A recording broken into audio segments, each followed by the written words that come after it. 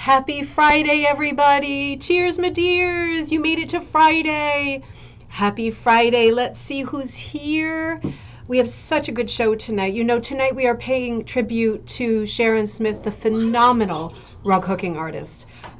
So that is going to be the theme of the night, and I think it's probably going to be the best episode ever just because of the nature of her work being the best ever. So let's see who's here for this happy Friday. I'm just checking out the thread here. Kira, good to see you. I think you do have a Chetty Camp frame. I'm sorry, I have to, if it's got your gears on it, I didn't look at the picture closely because it didn't open, but I think you've got a Chetty Camp. Mom, how are you? Happy Friday. Cheers, my dears, to my mom. Heather, happy Friday. Hello, hookers. Oh, let's see. Christine, you are on heavy lake snows up here blowing off Lake Ontario. Yeah, you know, isn't it really sort of severe weather here? We are such like powder puffs here in Connecticut because it was in the low 20s today, and I know the wind was rough and aggressive, but they canceled this school for the kids. My kids don't go. They are in the living room. But I thought, man, what if we were Canadians, like so many of you are, or even from Maine, you know? I mean, it seems like we Yankees have gone down the drain a little bit in terms of toughness. We have to toughen up a bit. It was windy today. Anita, you're up in London, Ontario. I'm sure you are feeling a bit chilly. Oh, you're working on some hooking. Great, Anita. Good, good, good, good, good. All right, Kira's there. Christine. All right, Doreen, good to see you in upstate New York. Great to see you, Linda. There you are. Happy Friday to you, too. Chrissy, oh, cheers, my dears. I'm so happy to see you. Cheers, my dears. Linda H. in Massachusetts, welcome. I'm so glad you're there. Patricia, so happy to be able to join in with you tonight. I know, it is sad. It is sad indeed. This is going to be the theme of our episode tonight. It made me terribly sad yesterday. I'm not good at controlling myself in these live shows, and I had a hard time because I had just found out, and we'll come right to that because it's super heavy news for our little rug hooking community because she really was a star in it. Sheila, Benton City, Washington, happy Friday. You made it to Friday. Carol, I have some of your work to show tonight, some of your Sharon Smith work.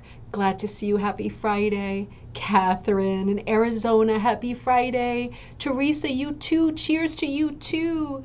Carol, cheers in North Carolina.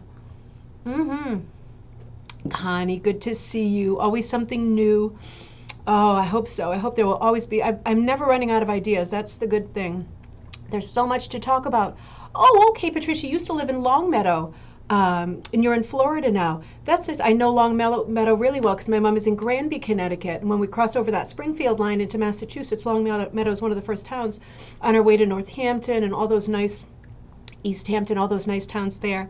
Lisa, oh, that's okay. I'm so sorry. I saw them and I thought, no problem, I've got them. And then they wouldn't download. Lisa sent 4 images, I think, of Sharon Smith rugs. So I'm going to start the episode on Monday with those because I want to look at everybody's Sharon Smith rugs that we can. So Lisa, I'm sorry, that was my fault. I just thought seeing them was believing, and seeing is not always believing. So I'm so sorry about that, but we will look at them on Monday. I want everybody to see the one with the tree and the houses, the tree houses one, because it's just beautiful. Carol, there you are. Happy Friday. Not a happy Friday. San Francisco Bay Area, you helped me with 99.99% of this episode, so I am eternally grateful to you. Cynthia, howdy, welcome. Caprice, oh good, you're there. Down in the south. Good to see you again. I missed you. Teresa in Minnesota, happy Friday. Darlene from Sacramento, California, happy Friday. You all made it to the end of the week.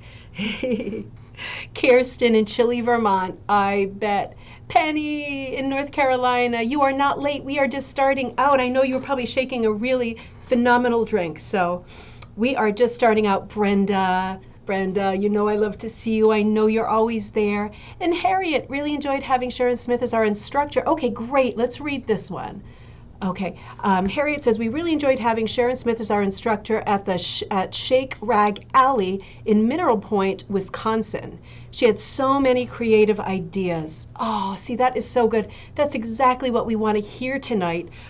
Things about Sharon Smith and memories about Sharon Smith. That's exactly what we want to hear. Thank you so much for adding that. Brandy in Texas, happy Friday. Great to see you all. So tonight's episode is going to be about Sharon Smith. I will do our usual announcements and things first, and then we are going to go into Sharon's work I put together. Like, I feel like Mary Tyler Moore over here tonight. I've got a big, like 30-something page document that I've created in the last 2 days. I posted in one of the really big Facebook groups. Can everybody show me your Sharon Smith rugs? Because I would really like to do a nice tribute. And look at them. I mean, I can pull them off of the Cushing site because, of course, Cushing has all the Sharon patterns now, and you can get them there. But I didn't want to just get them that way. I wanted to get rugs that people had hooked, and I wanted to get some stories if I could, and I wanted to go that route. So I did go that route, and I got 30-something pages. There's several on each page. A lot of people wrote with beautiful pictures of rugs that they had done Sharon's patterns with. So we're going to start that in just a minute. I just wanted to tell you a few things before I forget. Business things. I just wanted to let you know, a couple people wrote today because I completely forgot to tell you that the Amish pattern is available on the website. I'm sorry, I promised I would. It is done, and in case you didn't watch Coffee Time the other day and you're watching now, that pattern is available on the website now on ribboncandyhooking.com. I'm sorry, I just got busy and I forgot to tell you, but it's there as a kit. It was there as a pattern, it's there as a kit. I also, I'm getting a lot of messages about the upcoming February kit. My fingers are like on fire. I'm going to start smoking. It's my fingers smoking.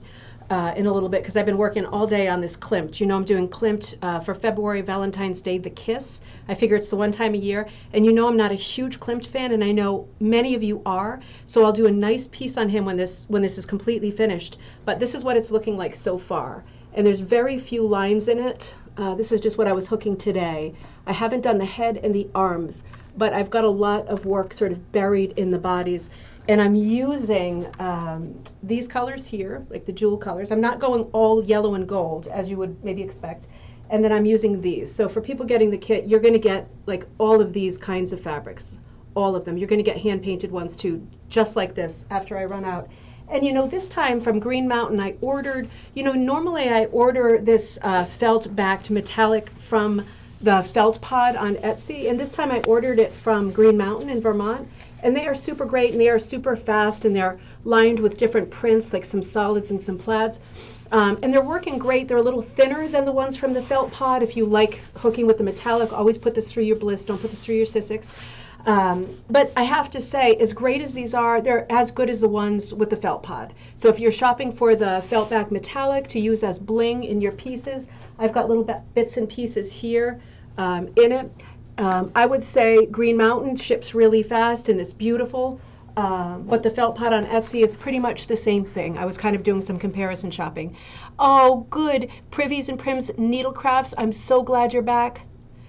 Liz, are you on? Oh, Liz, you are on in Bristol. Oh, I'm so glad. It is frigid. Oh, Jody, you came on too. Great. Good to see you. Your wiener dogs are there. You're not chasing them tonight. They're actually contained. You're not hurting wiener dogs. And Martha, I'm very glad to see you. Yep, it's almost done, so that will be ready soon. One more thing I want to tell you before we start the night's episode. So listen, I had another idea. Because we tend to get very lively on Friday nights, and we only do our bingo. For those of you that are new joining us, we do rug hooking bingo once a month, and it's a different theme each time. I was thinking that maybe next week, maybe every other week, we'll do a game on Friday night for our cocktail night because it's an extended show. Next week on Friday night, it's not going to be a betting gambling game. We're not going to do stuff with cash, but it's going to be a trivia game. And what I'm going to do is going to be interactive for us, something different. And if we don't like it, we can scratch it. But I'm going to put together a really nice rug hooking trivia game. And it's going to work like this. You're going to, if you're interested, I'm going to send you the file and you print it out like you would if it was bingo night. And there's going to be a question. Well, you're not going to know what the question is. You're just going to get the images. And for example, if there's a beautiful image of poppies, maybe the question I ask is going to be multiple choice. who do you think designed this beautiful rug? Do you think it was Sharon Smith? Do you think it was whoever or whoever?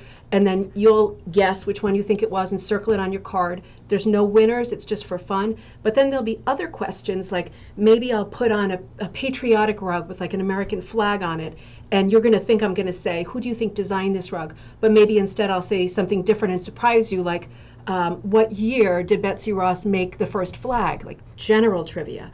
And then I'll give you always multiple choice. So I thought, let's do that for fun. Let's do something interactive, and let's just look at rugs as our cues. And I'll ask you an unexpected question for each one. It'll get you thinking, and it'll get you ready for your personal appearance on Who Wants to Be a Millionaire, if that show is even still on. We'll get you ready for that. Good. I think that sounds fun, right, Kira? So, all right, Mary Tyler Moore time. I was so sad yesterday. When I got CC'd, Brenda passed on the info to me that Sharon had passed away, because I had never met her, and I am super new to the game. I would win. I wouldn't, Jody. I'm going to write the questions. That's why I'm going to win every game. But you all are going to win, and it's going to be super fun. I was so sorry to hear this, because for me, you know, I have my top 3 favorite rug hooking artists of all time: Sharon, Mary Shepard Burton, and June Miles. And Sharon is the one of the 3 who had patterns. And I remember when I first got into rug hooking, the first post that I ever made in another group, I posted in one of the really big groups that I didn't understand at that point, that there were buying and selling groups and there were rules and whatever. And I posted ISO in search of, and I was in search of Sharon Smith patterns because I had seen them. And I thought, you know, being someone who went to art school a lot myself, I usually see patterns and I think, oh, that's nice, you know. I've done similar stuff, or I could do something like that myself. I don't need to spend money on a pattern like that. Sharon is the only person whose patterns, every single one of them I saw and I thought, that cannot be improved upon. That is such artistic perfection. And I started to hoard some of her patterns. I couldn't find all of them because, you know, my life is a mess. But these are a couple that I got from that post. I probably got 5 or 6 that day from that post. People saying, "Oh, I have a pattern I haven't worked," and selling it to me. So this is the one I used for this show, the one of the weather vanes. And you know, we've said this before. Who knows why something speaks to you? Something just hits you right in the heart sometimes, and you just love it.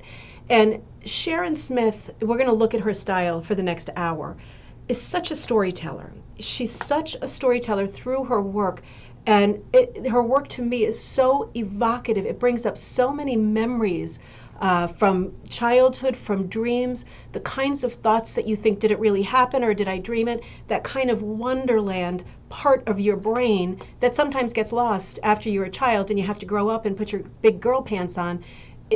That element of magic is present for me in all of her pieces. And this is just one. Hi, Loida, how are you? From the Philippines, welcome. Or Loida, maybe Loida. You are super welcome. Very happy to see you on this Friday night. So this one I bought, and it's a pattern I haven't done yet because my business took off really fast. I guess I'm kind of waiting till my kids get older, or I get less busy that I can hook these. This is another one that I picked up. I haven't even taken it out of the package yet. I'll have to show it to you through the thing. Check Lady. I thought this one was extraordinary. The amount of graphic detail in that. I also got one of women sort of dancing, like very willowy women dancing. I got one of the treehouse ones. I got a few. I got the Santa, the one that was on the cover of Rug Hooking Magazine. I searched for all my rug hooking magazines that had Sharon in them that I was able to find, and I could not find them. But it doesn't make any difference. I have an extremely bursting at the seams full show for you tonight. But this is the kind of work that she did. And, you know, it's like, when I think about it, first let me just tell you, I reached out to Lizanne Miller at Cushing, because Cushing, of course, again, has the patterns.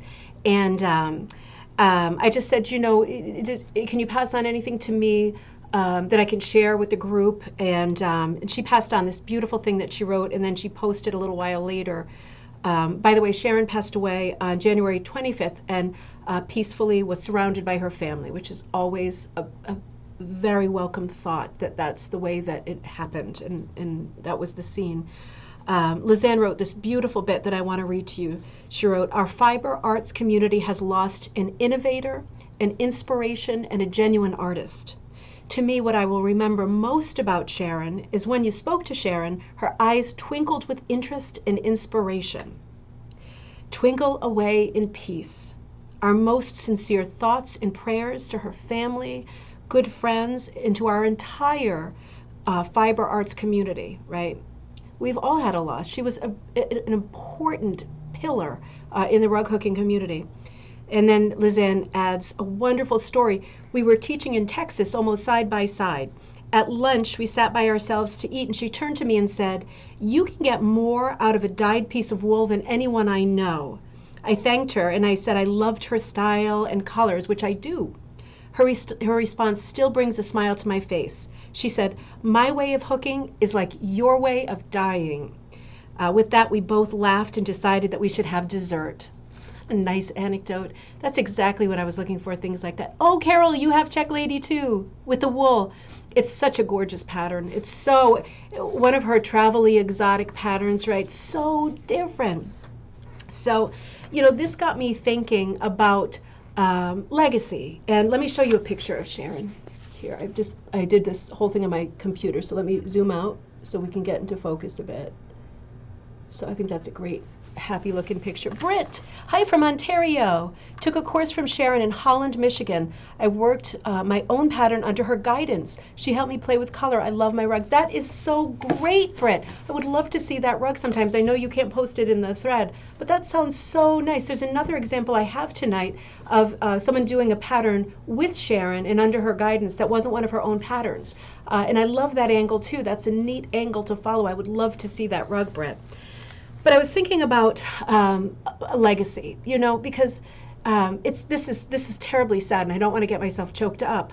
But what is legacy? There are people who you think about. They were here, right? You think about the way obituaries are written, and they were here. They are survived by their family members, and here are the towns where the family members lived. Not everybody leaves behind a body of creative work. And when you leave behind a body of creative work that is so rich and prolific and inspiring for other people, that is like, without sounding like a cliche, the gift that keeps on giving. Not everybody can do that. Not everybody does do that. Of course, the people that don't are no less wonderful and fantastic for having been here. But what a legacy to leave behind a body of work that you can look at, that I can look at, and each piece that we look at, we see different things and we feel different things, right? This is going to evoke something different in me than in you. When I think about her work and I think about the way that she drew women, we're going to look at some examples, but very willowy, very lyrical, very like they look like they have no bones, doing laundry and dancing, on a riverbank. And she does it in a way that they look so fluid, but they don't look sort of gaunt. They don't look like the artist that did the big eyes. They don't look like wastrels. They look like their body is a song and the song is playing. They look like they're on this horizon, this magical place, and they hear the music that we don't hear, and all we have are the visual cues of the way their bodies are super fluid and the colors. When you look at a piece like that, it can change you. It can inspire you. It can put you in touch with your creativity. It can help you get to the next level with your next project, your idea. It's something that you can carry away with you for the rest of your life. And if you think about how many pieces she did, you multiply that by all the people who have ever looked at them. Now, it's always a big regret of mine, and I want to stay positive, but I feel like that for us as rug hookers, can you imagine how you would feel if there was an exhibit of Sharon Smith rugs, like all of them, at, for example, the Metropolitan Museum or your museum, wherever you are, your museum? Because when I think about it, as much as I love to, fancy myself like a highbrow artistic person, I go and look at the Impressionists for a few minutes and I'm like, oh, very nice. And then I get back to the mummies and I check out that whole Egyptian wing and I think, oh, that's, super. I get stomach cramps just thinking about what if there were an exhibit of just Sharon Smith rugs, because that would really do something for me in a way that other art can't. And I feel like we are so unlucky and sort of jilted as rug hookers that, yes, we have the Museum of Rug Hooking in Canada, but it's not accessible for everybody geographically. And yes, we've got the Shelburne Museum, and there are some places that have small amounts of rugs, but rarely do we get to drink in the color, the texture, the luminosity of rugs in front of our faces and get that kind of inspiration. I hope that at some point when life returns to normal that we start looking at rugs in person, because I've never seen one of Sharon's rugs in person, and I really, really would like to. It's such a phenomenal body of work.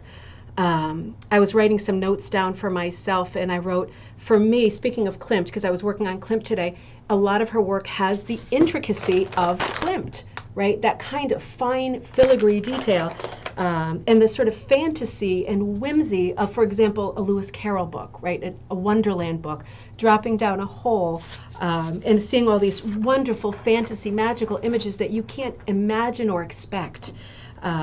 She had that kind of instinctive sensibility about color, as if, for example, you know, she were the love child of like Frida Kahlo and Gauguin, right? Really crazy colors, and maybe her godfather is like Kay Fassett, and maybe her godmother is like Georgia O'Keeffe, like that kind of the kind of color sense that you're born with, that people who go to art school, they hope that it's true that you can learn all that stuff, and you can't learn all that stuff. It's just inside of you. Some people have it inside of them and some people don't. Sharon definitely had it inside of her.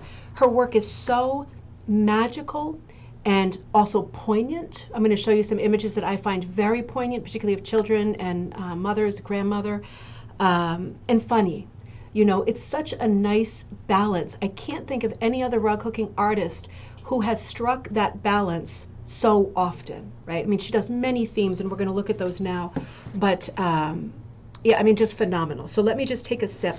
Nada, you were her best friend, and my special condolences to you, because it's awful, awful to lose a friend who is, I'm sure, as much fun and as much of an inspiration and a buddy as Sharon must have been. But Nada sent me some beautiful texts that I want to share with you. I'm going to do some paraphrasing, but I want to share some of the stories that she sent, because it's so poignant to read something from somebody who's very close to her. Oh, Patricia says, her wonderful imagination with farm animals is so delightful. I manage a farm and I love all of them. We'll be hooking dancing cows. Now, Patricia, that is such a great insight, because those are probably the ones that, for me, having a completely different life, they wouldn't speak to me the way that they would speak to you. Now I'm going to look at them differently, but you see something so whimsical and wonderful in the farm animals that I would probably miss it. I would look for in other pieces. So that is great insight. Oh, thanks, Jody. We're trying to keep it lively, try to keep it sincere on this channel, and for myself too, as often as I can. But Nada, thank you so much for sending this. I'm reading something that she wrote as Sharon's friend. I wrote yesterday and said, if there's anything that you could tell me that I could share with our group so we could all enjoy, be thoughtful, appreciate, reminisce, and remember together this way. It's great to have firsthand information and sentiment to make everything a bit more special. So Nada said, I've been remembering so many of our experiences in the last 24 hours, things that annoyed her and vexed her, and her absolute love for her grandsons. She said, I met Sharon before she decided to move to Minnesota, from Minnesota to California, when she was first starting out making rug hooking paper patterns and wrapping up the PN, which I think is punch needle, and the quilting chapter of her textile career. So more on that. And then she added, Nada added that her best friend lives in Minnesota and they visit twice a year. And Nada, you were attending your second hook in there when a mutual friend introduced you to the famous poppy and sunflower patterns that Sharon had drawn. Now we are going to be looking at a lot of those poppies and sunflowers, the cone flowers. She's very, very well known for her flowers. So many patterns. But the flowers seem to be the ones, judging from the ones that I was sent, that people seem to buy the most often and hook the most often. Nada says, when Sharon moved to California, she moved, this is a funny anecdote that you're just going to love. She moved into a massive senior living complex called Rossmore, population 10,000. This is an independent living location in Walnut Creek, pretty upscale with a locked gate community. The twinplex she purchased didn't have a washer dryer, so she had to use the community one. If you've washed or dried wool, you know the fluff that it can leave behind. Now, Sharon is a pretty tidy person, and she cleaned up the filters, and she used the assigned wastebasket, as we all did, she said. She received scathing notes on her door, and she never did find out how they knew it was her and which complex she lived in, but nonetheless, she received these nasty grams about not emptying the basket. The problem was the closest location for the large dumpster was a bit of a drive away, and she felt leaving waste in the basket was good enough, as you would, I think, as a normal person. This continued for many months with the addition of the complaining resident now leaving the wool fluff on Sharon's doorstep. Haven't you known people like this, small little people like this who do these things? Despite her going to the board, Sharon was found guilty, which led her to remodeling a closet where she could have her own washer dryer. I just love that story. It's such a humanizing story, you know, because we have all, to talk about little aggravations and little people who aggravate you, we have all had these things in our lives, haven't we, where somebody does something and really sticks it to you. And it's usually the kind of thing that if you don't cry yourself to sleep, you end up, for literally for me, the next year or two, thinking in the car every time you're alone of what you wish that you had said if you'd had the nerve, but you didn't. You know, that kind of thing. So to me, this was one of those stories that really stuck out as being so funny because it's so easy to relate to this kind of crazy, unnecessary drama. Nada goes on to say, we have an Athigild in Santa Rosa, which is about 80 miles north, which many of us in the East Bay area belonged to. Now, the drive north through the Berkeley Maze is good. In the AM, the traffic is horrendous. And in the afternoon, all while we enjoyed driving together. They all enjoyed driving together and loved seeing the members up there, who included Sharon, Marita, known as the Merry Hooker, Laura, known as the Wool Witch, and I tossed about starting up our own guild, which we did in 2016. It grew out of an informal textile group that met in Alameda once a month, culling a few crossover members. Sharon had also been hosting a group of women on the odd Saturday called Creative Juices. That sounds perfect for her, doesn't it? Sometimes there was a common theme. People brought a portable project to work on and foraged in Sharon's stash of luscious, over-dyed wools and alternative fabrics. Can you imagine? Can you imagine going through Sharon's fabrics, all the stuff she dyed, all that colorful, loopy, gorgeous, rich stuff? She was generous to a fault with her time, products, and spirit, right? As a person should be and as a teacher should be. That was my addition. I'm paraphrasing. Sorry, Nada. I'm adding crazy comments that are a bit corny, but what Nada wrote was absolutely beautiful and crystallized. I add crazy comments because I can't help it. Often she would be designing or working on one of her unique patterns and ask for advice. Some of these works never made it to production. I found 3 or 4 partially completed works in the trash. Oh my God! Oh no! No! No! No! This is like a Stephen King story. How he put his whole novel Carrie into the trash, right? And his wife had to take it out and send it to the agent because it was going to go away with the trash. Sometimes she would give us one incomplete one to finish, but what a dream that would be! My God! Some of her retired patterns were handed to us to use the linen again. Blasphemy. This is all. I hate this part of the story, Nada. This is awful. But it's just, it shows a real lack of sort of ego on her part, you know. As hard as it may seem, she was unsure of her teaching style as she began teaching in earnest across the country, asking for tips about how she could improve. I have to add here another corny comment to say, I again never met her, right? It's like a James Taylor song. I always kind of thought that I would meet her someday, just because I'm such a huge fan and she's like such an iconic person to me. It's like, I think of her in the same way I think of, you know, Barry Manilow in the same kind of unhealthy, worshiping, obsessive way. But alas, not going to happen. But she certainly seems like she was the kind of person who would have been a wonderful teacher, because she seems like she was a good person and a sincere person. And everything that I've read that people have sent in the last 48 hours is a huge testament to her being a good person and a generous person and a very forthcoming and helpful person. And there is no better legacy than that. There is nothing else. And Nada wrote, I also loved being part of her pattern development, from flowers to the Five Sisters creations to children's storybook and to the Impressionism and the travel-inspired pieces. See, oh, Kathleen, happy Friday. Oh, good, I'm so glad you're enjoying it. Good, Kathleen, welcome. So let me show you, Nada just mentioned a couple of those series. Let me show you a couple from that series. Let's start looking. I want to show you, I'm going to pull, my hands are shaking because I was getting a bit emotional and crazy as usual. Pansies, right, so that's quite familiar. That is available at Cushing. And now this one, cone flowers, right? Oops, sorry, I'm going the wrong way. Cone flowers. Cone flowers I found on the Woolery website.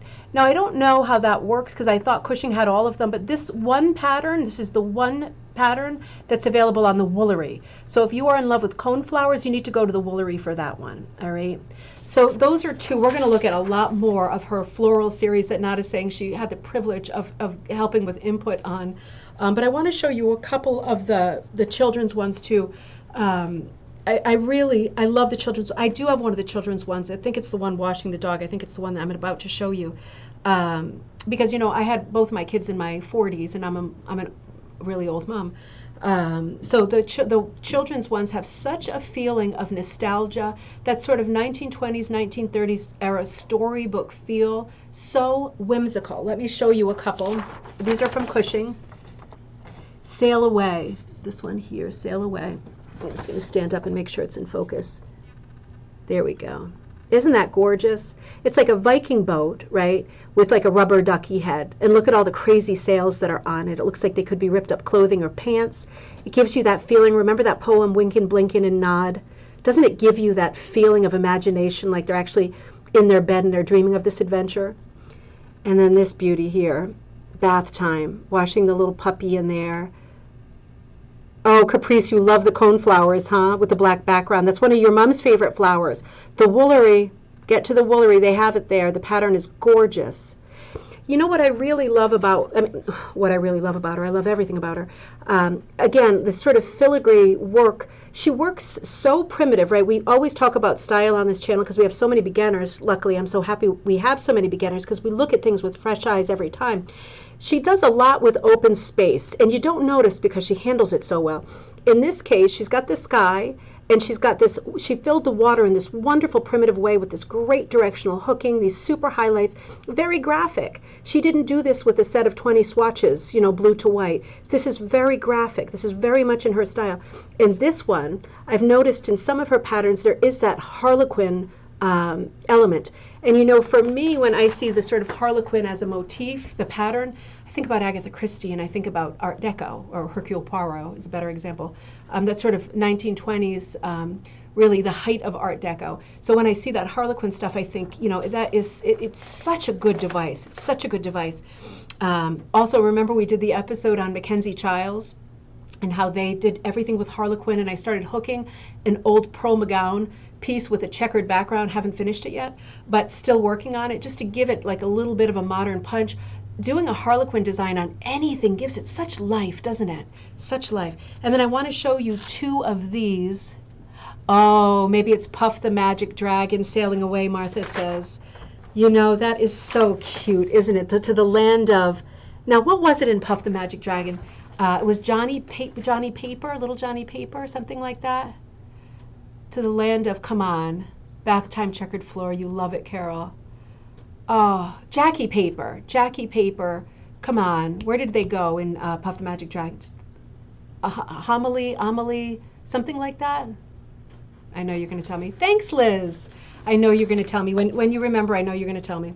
So one of the other categories that Nada talked about was travel. Yeah, I love the travel ones too. So let's look at a few of these. These really spoke to me because I traveled so much when I was young and crazy, and I'm so glad I did it then because I definitely don't have the energy to do it now. Hanalei, thank you, Martha. Hanalei. I think it's Puff. I think you're right. So let's look first at this one, the Liberty. This one is called Liberty. So let me get it in focus. So the Statue of Liberty. How gorgeous is that? How gorgeous is that? This has got that crazy cave facet, blobby, abstract background. Look at the way that the color was brought into the figure of Liberty. I mean, it's so, so good. And this one I really love too. This one is Italy. Let me pull back again. This sort of crash up of cars. It's almost like they're bumper cars, all these little kind of Citroen type crazy miniature cars they drive. And the way that they drive, if you've been to Italy, holy mackerel, this just completely reminded me when we were younger. My sister's like 7 years younger than me, but she did a student exchange program in Italy, and I was fooling around like in Venice, and I went down south to travel to Bari where she was. And God, was her host family in Italy crazy. The mother would drive down the highway with the two grandsons in the back seat, not strapped in at all, at about 120 miles an hour. And if she missed her exit, she slammed on the brakes and went in reverse on the highway. I would be back there sweating it up and trying to put my seatbelt on, but it was like every seatbelt in the car had been cut with a pair of scissors. Like, not joking. It was absolutely crazy. So when I saw that image of the cars piled up, I thought, oh my God, Elena. That was the mother, and I forget what the grandmother's name was, but she was like a bear. She was like a bear that the kids would touch, and she would attack as soon as she turned around. It was such funny days, and they were such crazy drivers. That one was just hilarious. And this is a great favorite too. I have one to show you later. It's a work in progress that someone's working on, but obviously the Eiffel Tower. Yeah, Linda, the Liberty one is stunning, isn't it?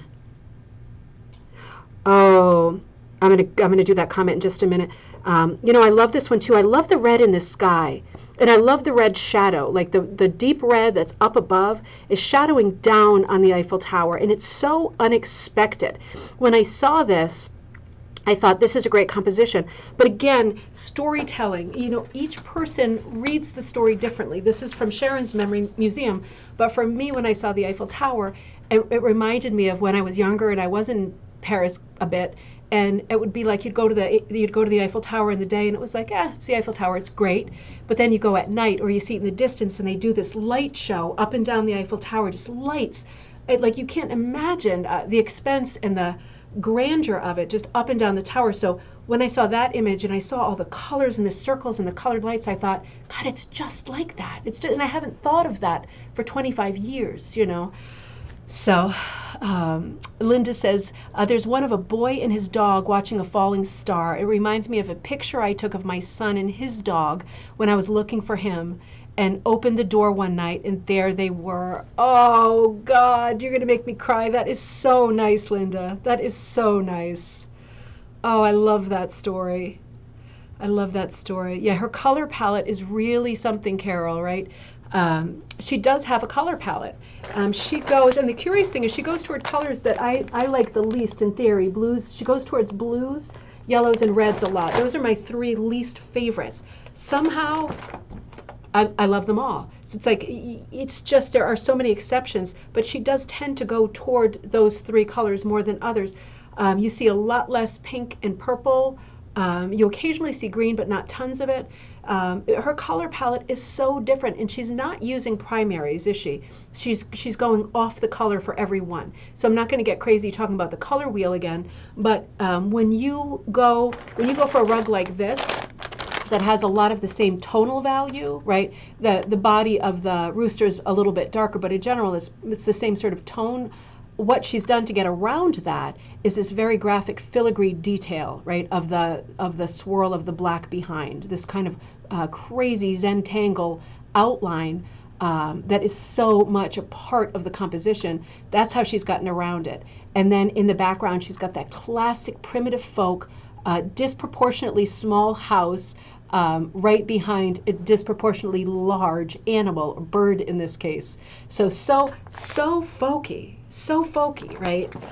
It's hard to do that. It's hard to walk that line. You know how many times we say doing something simple, putting a chicken with a little house in the background, and then with this open space again. Imagine if you got this pattern and it was just the woman on the chicken with the house in the distance. That would be a lot of open space, right? You'd be thinking, what do I do? What do I do with this guy? Look at what she did. I mean, so unexpected, right? I would never have thought of that myself.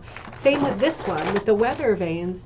It's a lot of open space. And what does she do in the background? She creates all this marble cake interest with the lights and the darks, and she does it in yellows. And I absolutely love it, as Mr. Rogers says, just the way it is. So let's look at some of the rugs that people posted and sent to me in the last day. That is good. I'm having one of these margaritas from the bottle again. Very easily done, right? You just pour it into the thing. Hope you're enjoying your drinks. Hope you're enjoying the episode. I'm not even looking at the time.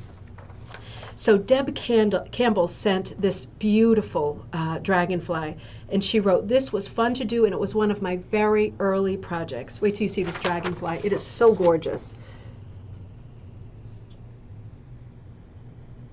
Wait, I can see it's not focused. Hold on. Come on. Am I having too many drinks here? There we go. Isn't that gorgeous? Look at the motion in that. Look at the way she's got that horizontal sort of motion, striation kind of motion in the back of the dragonfly, and then it really counters, if you look on the bottom, the huge blades of grass under him. On top you've got horizontal orientation, on the bottom you've got vertical orientation. She's got not a lot of variety going on with color, and it still manages to be this effective, right? It's basically blue, yellow, and sage green, and white. We don't really count black and white as colors, but you can see she's used, or Deb's used straight white to highlight this very beaded body. The beading on this body gives it such interest. Doesn't that have a real Art Nouveau feel to it? I mean, really. I can't imagine Renee McIntosh doing anything better than this, or Muka, or any of them doing anything better than this. It's so simple. Now, Pamela Brown Welsher sent what she called her version of Little Houses. This is one of my favorites too. You know, I wish I would have printed out, although I'm sure you can picture, especially since lots of us are quilters, the Joan Moshimer schoolhouses, or not even the Joan Moshimer did the rug version, of course, but if you can picture any of the quilts with the schoolhouses, you know that you've seen a lot of art composition with houses, right? But you've never seen one like this. Look at this, Little Houses.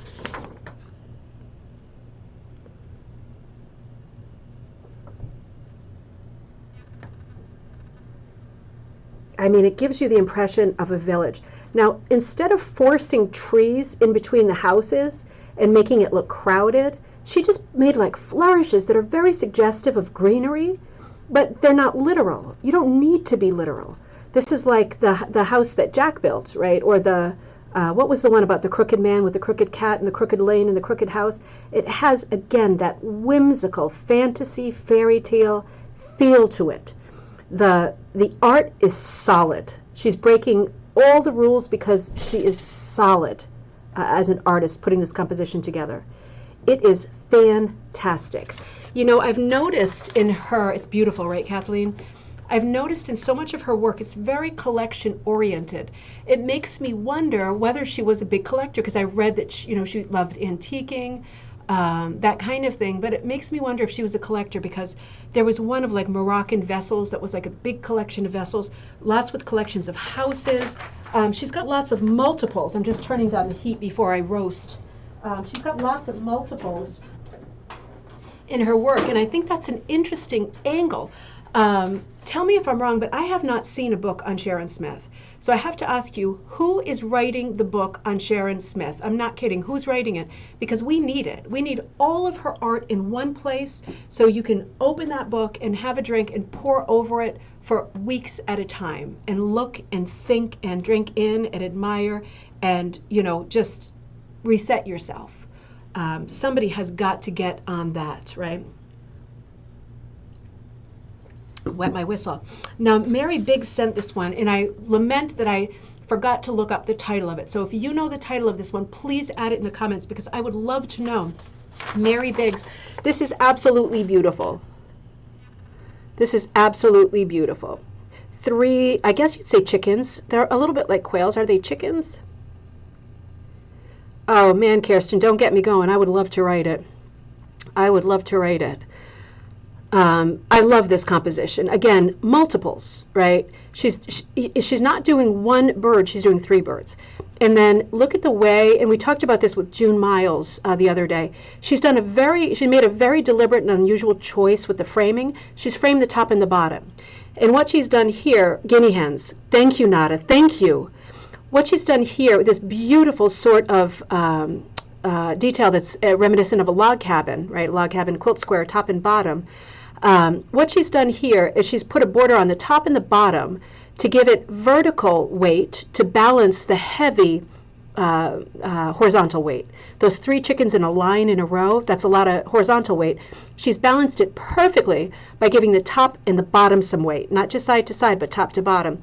This is someone who knows about composition and who excels at it and who does it instinctively.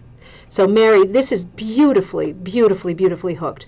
And for a rug that has this much of a white background, look at how many colors are in this.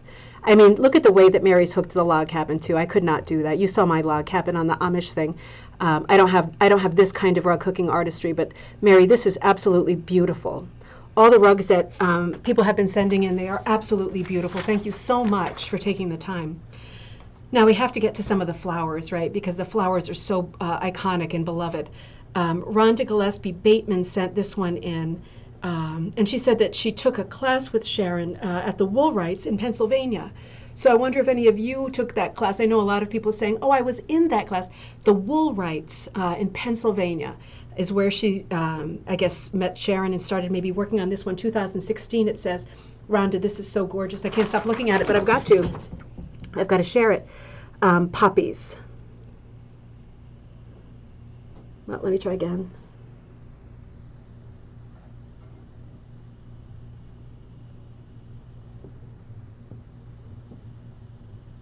Is that okay? What I really want to show you is the background. I mean, the poppies themselves are glorious, but I really want to show you the background. I don't know why I'm struggling with this expensive camera tonight.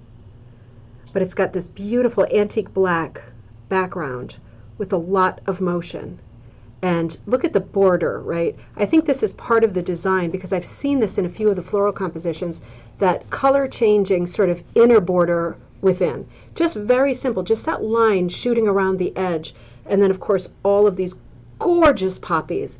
And in this case, a very busy antique black background. So not a solid black background. There's a lot of movement, motion. I know beginners are always saying, how do you do that? It's overwhelming. It's not overwhelming. It's freestyle. You're just freestyling it and you just go for it. The traditional way to do it is just put all of your colors, the dark black, the light black, the purple black, the blue black, the brown black, and you just pick them out as you go. I have to say, Rhonda, you did such a gorgeous job. It looks like you were pretty thoughtful about what you did, because if you can see,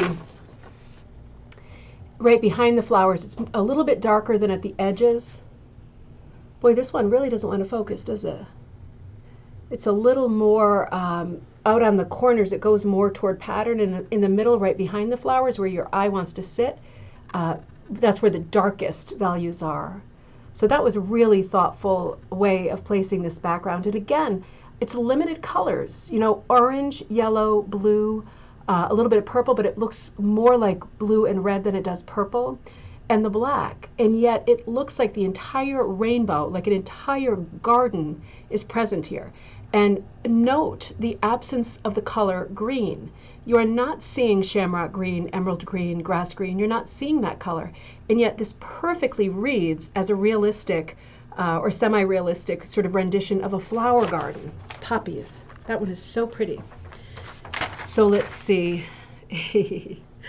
Oh, Meredith Harris sent this one in. I loved this one too. This is called Fishing Boats. Let me tell you what she wrote. She said that she worked, I have to be careful about what I say because you know they will pull videos if I say words that I'm not supposed to say.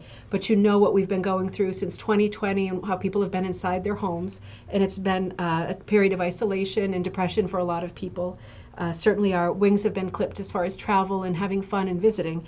And Meredith says, fishing boats. I hooked it during this time in isolation as she dreamed of being traveling far away from her home. So while she couldn't do it, instead she hooked it. And this is called Fishing Boats. Again, that has that nice travel flair. Look at how many boats are on that little shore. Doesn't it give you such a sense of community? Doesn't it make you think of Renoir and the idea of, you know, the time being right and when it gets to be late enough in the morning or after lunch, these boats being filled up and all these people pushing off the shore for a nice ride along the water. I mean, what a beautiful scene. Don't you love how the building is done in two different colors? It does make you think of Italy, doesn't it, where you actually do get two different colors. It's not a trick of the light. You do get two different colors. Look at the way that she's handled this wall. I want to go there too, Liz. I totally want to go there tomorrow. Let's go. Look at the way she's handled this wall in these kind of raspberry, claret, cognac, deep, deep, deep reds, and then a little bit of white. It doesn't look like a stone wall, but it reads as a stone wall. I mean, isn't that amazing when somebody can do this? It's a beautiful design. Meredith, you are a proper artist too, because you have hooked this beautifully. Absolutely beautifully. I also have to say, just look at the color in the corner with this boat. Let me see if I can get the light shining on it good.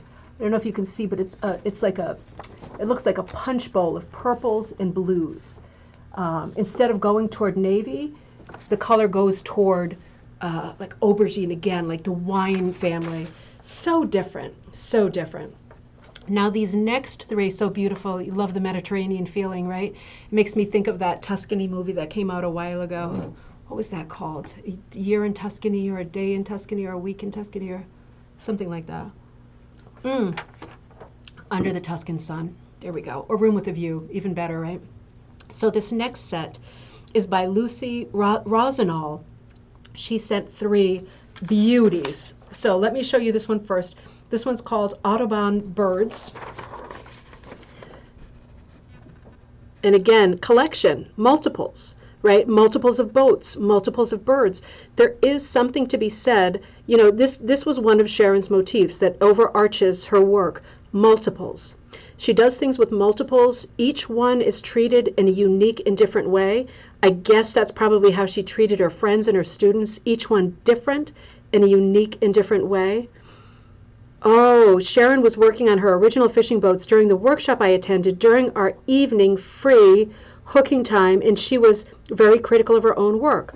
Well, I was just in awe. I bet, right? Isn't that the way nice people are? They are always, thank you, back up, critical of their own work, where I just can't imagine. That's such a great anecdote. Thank you so much for adding that. But yeah, I love the Audubon birds too. They're so, you know, it reminds me almost like Partridge in a Pear Tree. You know, sometimes you see like images of a very filigree tree like this, a very fragile looking tree with loaded up with birds. And there being birds in all these different colors makes you think of lovebirds, makes you think exotic. It's just an amazingly simple composition that when worked properly, really sings, really sings. Looks like a boat is parked on the rocks. I gotta look, Brandy, let's see. Oh, you know what? Maybe that is it, because she's using the same color. You're right. Brandy's saying maybe the boat is parked on the rocks. She's using the same color for these rocks as she is for these rocks, the rock wall. It's framing it beautifully too. I know it's not perfectly in focus, but as a composition, if you look at that, you see the belly of it is almost like a stage. You know, like the curtain is drawn. There's the stage, you know, a theater in the round. And those are the players, all those multiples of boats there, and everything else is like stage dressing, you know, like it's just a super, super solid and gorgeous composition. And when you add Sharon's colors, obviously you're going to hit it out of the park every time. You know, these are great designs for a beginner to do, because while they look like they're colorful and they could be fiddly, there's a lot going on, there's really not. She does a lot with a very strong central motif, and then what you're doing in the background really is up to you. You can go all marble cake and crazy in the background, or you can go real solid in the background. And whatever you choose, it's going to come out great because her composition is great. So you're not going to be able to make bad choices. It's a good person to think about as a beginner working her designs, because I think no matter what design you choose, you're going to be very pleased at the way it comes out. So this is another version of Poppies that I want to show you. This is again by Lucy Rossignol. I'm sorry if I'm not pronouncing that right. I'm probably not. You do beautiful work, Lucy. Beautiful. All right, this camera is starting to really be a wind-up, huh? There we go. Different poppies. Now, again, instead of doing that one single line around the edge, Lucy filled it in, like hit or miss style, right up to the black border, right up to the whipping. So this is a completely different handling. Now look how much more color, contrast color. It's not just antique black. We've got black and gray in the background. It gives it a great old look, a much older antique rug look when you do that much of a variety, because it really looks like it was once all black, but some of the strippies have faded over time and changed to gray and lost their color. That's really what it looks like. Lucy, your hooking is gorgeous. It's different. This is how you hook. It is gorgeous. It's you. I hope you always stay on this track because it's very distinctive and it's just lovely. So that's another example of poppies. Now this is one of my favorites and I had never seen it before. This is another one of Lucy's. She says, here's one of my Sharon patterns. It's in my kitchen and it's very worn out now. I may have to recreate to keep it going. I had written to ask her about purchasing a second pattern, but she had retired it. And she wrote, I loved her work. I cannot say how many people just wrote a comment that said, I loved her work. I loved her color. I loved her passion. I loved her energy.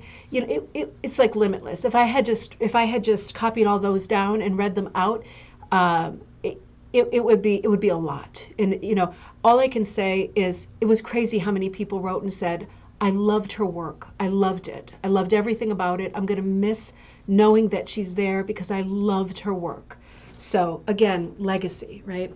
So this is the one that Lucy has in her kitchen that she says is a bit worn out. Folger's Coffee, a beautiful composition with, it's like a bouquet composition in the Folger's coffee can. Remember that can? I don't even know if it still looks like that. This has got to be, man, if you have this pattern and you will sell it to me, please sell it to me. I'm absolutely begging.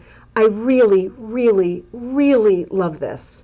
This reminds me of so many mornings when I was growing up with coffee and Cape Cod and just, you know, it says so many different things to me. I love the blue background here. It's kind of like our marble cake background in yellows or browns or the antique black background, but it's done in blues. And look at the amount of fantasy in the background. When you see a background like this, don't think to yourself, if you're a beginner, that's hard. Think to yourself, isn't that liberating? I can go in any direction I want and it's not going to be wrong. It's going to be great. And look at how graphically the leaves are handled and the flowers. I absolutely love this. I absolutely love this. I really, really love this. The choppy water was gorgeous, yeah, on the boat. But oh, Folger's Coffee, that one just, stabs me in the heart. Shelley Richardson. Lucy, thank you for those three. Those were beautiful. Shelley Richardson, she sends in one called Laundry Day. And she says, this one rests happily in my laundry room. Okay, so Nad is saying the original one of the Folger's Coffee, I think, was in her punch needle book. And she gave you an actual finished punch needle of it. Oh, I wonder if that book is still available. I would think if it was available, I would have found it by now. But oh my gosh, I would love to find that book. I'm gonna have to look. I would buy that book for crazy money. Like I always say, don't buy books for crazy money. I would buy that book for crazy money because I would love that pattern. Okay, that got me. I'm gonna be looking for that book. If you see it, please tell me. Don't take it out from under me. I've got to have it. I've got to have it. So Shelley Richardson, Laundry Day, and this appropriately rests happily, she says, in her laundry room. This has got a real fall touch to it too. Look at how cute this is. Now, isn't that something? Look at the distant hill with the sort of stripes on it, like it's crops, like they're cropping something or mowing in a certain way. Oh, geranium. Are you saying that pattern is called geraniums and it's available at Cushing? Stop it. Stop it. I won't be able to get through this episode. I'll have to change websites. Okay, Nada, I'm going to check for the punch needle book, but I'm also going to check on Cushing. Thank you so much. I would not think it was called geraniums. I would have thought, ding dong, that it was called Folger's Coffee or something like that. I'm gonna get that immediately. Please don't buy the last one. Let me get through this episode. Oh, that gives me real hope. That gives me real hope. I'm gonna hook it exactly the same way too. Sorry, Lucy, I'm a copycat. But look at this beautiful one of Laundry Day. I mean, don't you just love the shapes here? Look at the pumpkin. Look at the girl with the blue skirt in the back, way over here. Her apron kind of mimics the shape of a pumpkin. Look at the beautiful things they're hanging up, right? They look like Hollywood dresses. They're just so pretty. The patterns in them. Look at the softness of the color in the background. again, real. Oh, I'm so glad. It's on Amazon for $48. Okay. Whew, I need it. Okay. Okay, I'm having trouble concentrating because I'm so excited about these developments. I just love the primitive nature of this. Again, these willowy women. Look at the suggestion of a tree just cutting across. It's just there to hang the line on, isn't it? It's not serving any purpose other than a utilitarian purpose of hanging the line on there. But I just love the shapes of these women, right? They're so relaxed, not sloppy, relaxed, gorgeous, soft, whimsical. Don't you feel like there's a song playing and that they can hear it and we can't?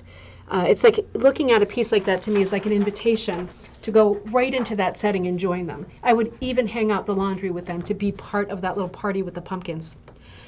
Shelley, that was beautifully hooked. Thank you so much for sending that. That is absolutely beautiful. Teresa, don't get me going. I'm going to get through this episode. I'm not going to be a jerk, but I'm buying it right after. Thank you. So Susan Hamilton Penberthy sent another beautiful, meaningful rug. And this one is called Matilda. I'm going to show it to you. She made this. How special is this? She made this for her granddaughter's 5th birthday. You know, sometimes it is hard to find rugs for little ones, and I know this because I have little ones. I do my own designing now, but before I would want to find something for them that was really magical and whimsical, Puff the Magic Dragon style, right, Martha? But not corny. And I think this hits the mark. This is called Matilda, and this is just... Let me get her in focus. How sweet is that? Few swirls, like it has that bit of a bit of a Halloween-y feel, or rather a dress-up feel. Look at on this one by contrast, this heavy border. Now, isn't that interesting? You see how some of these swirls or curlicues break the border. You know, in terms of composition, breaking the border is good. They break the border at the bottom too, and at that point they look more like bubbles. You know, like you're blowing bubbles than you are having curlicues. It looks very magical. Even the red broomstick looks to me magical. And standing on the cat like that is just too cute with those little stick legs of this little girl all dressed up. I absolutely love this piece. You can imagine that if it were done in different colors, it would really be a Halloween piece. But done in these soft baby blues, in the pink dress with the blue tulle ballerina skirt, and with these beautiful borders of sort of gray and grape, really, really pretty. Very Art Deco colors, right? Very Art Deco. Oh, you love it, Christina. It reminds you of one of your nieces. Isn't that so sweet? You know, this is part of what Nada was talking about, her children's rugs, her children's series. They have something. They have something that I've never seen before with any other rugs. Harriet says, Sharon said she often put her sisters in her designs. The dancing sisters, the women flying kites. Oh, okay, great. I have the kites. I have the kites. And the girls riding bikes on a hill. Oh my gosh, I love that one too. I forgot about that one. I'll have to see if I have that one. All for another time, all for later, right? A long winter maybe. Oh, that's so good to know, Harriet. Thank you so much. See, this is what needs to go into a book, are anecdotes like this, because isn't it so much more special to know that there are family members embedded in her designs? I mean, wouldn't you want to note that while you were hooking it and be thinking about that? I would want to be thinking about that and thinking of her sisters and the times that they might have had. That is a great anecdote. Thank you so much. So Melissa Seegers sent this great one. She wrote Green Bunny, so I'm going to assume that this is called Green Bunny. This is just gorgeous. The animals ones are just, I mean, they're all gorgeous, but isn't that something? Look at this composition.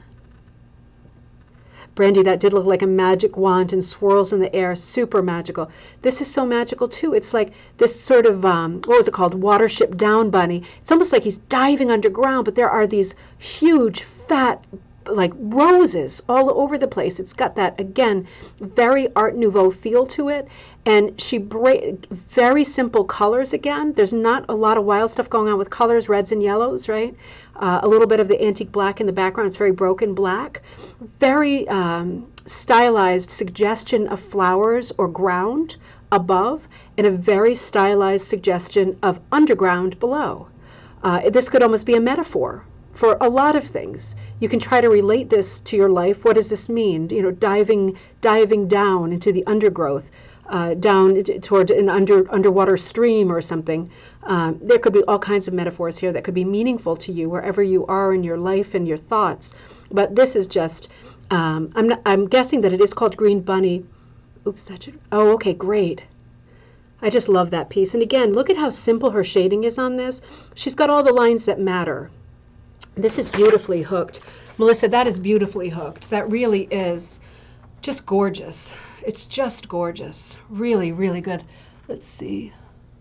Yeah, Cushing. Thanks, Leslie. Cushing, I think, has that darn autocorrect, right? Has all of Sharon's patterns except the one that I found, Cone Flowers, was on the Woolery. So that was the one exception. So Valerie Begeman, sorry, Valerie. Valerie sent a rug that I'm sure you're going to recognize because I've seen it in other places, and it is a standout. It's a rug that you can't forget, right? It's that kind of an image. It's called Napoleon. I'm going to show it to you in a minute.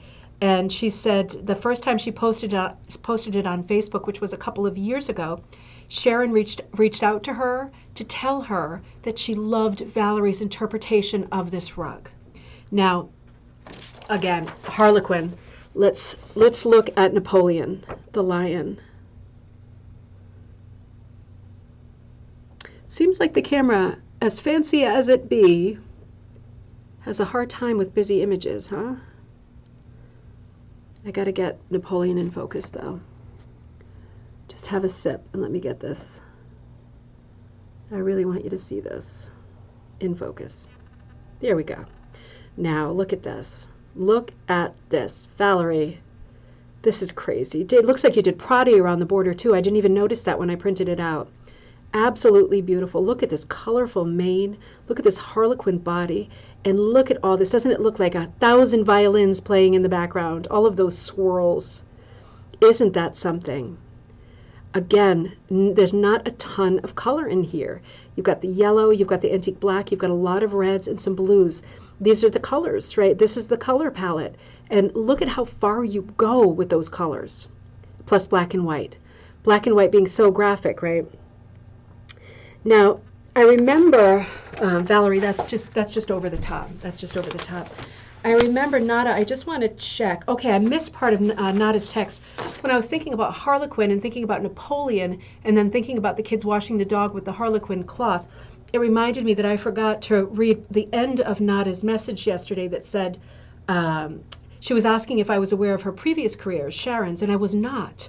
And she said that Sharon, during the 1980s, was a graphic designer. And what made me think of this was because, of course, the checkerboard made a huge revival in the 1980s. That was my era, right? The Swatch Watch era. Everything was a black and white checkerboard. So sometimes when I see Sharon's work that has a Harlequin checkerboard in it, it does remind me of the 80s, and that's not a coincidence. She was a graphic designer in the 1980s, competing mostly with men, of course. And, you know, I'm not a huge feminist, but I do love these stories when a woman gets right in there and does her job right alongside them. And then she went back to university to obtain a PhD in psychology and worked on military bases all around the world. And then she settled into having her own practice with a specialty in sexuality. Unexpected. So all these aspects, so many dimensions to one person.